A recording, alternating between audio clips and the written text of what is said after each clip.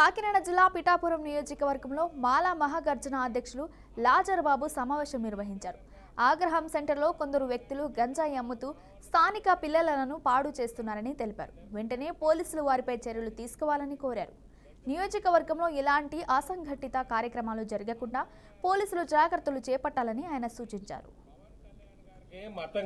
జనవరి 10వ తారీఖున పిఠాపురం పర్యటన మన ఉప ముఖ్యమంత్రి పవన్ కళ్యాణ్ గారు పర్యటనలో భాగంగా మరి ఆ రోజు మాట్లాడుతూ మరి అంబేద్కర్ సెంటర్, ఇందిరానగర్, అగ్రహారం ఈ ఏరియాలో గంజాయి ఎక్కువగా అమ్ముడవుతుంది అని నాకు రిపోర్ట్స్ వచ్చాయి.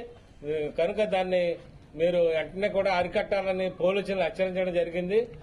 దాన్ని బేస్ చేసుకుని 3 పేటలు ఎత్తారు కనుక ఆ పేటల పేర్లు మా పేర్లు ఎత్తారు కనుక మా పేటల పేర్లే మా వాళ్ళ పేర్లు ఎత్తారని నిన్న నిరసన కార్యక్రమం కొవ్వొత్తుల ర్యాలీ చేయడం జరిగింది.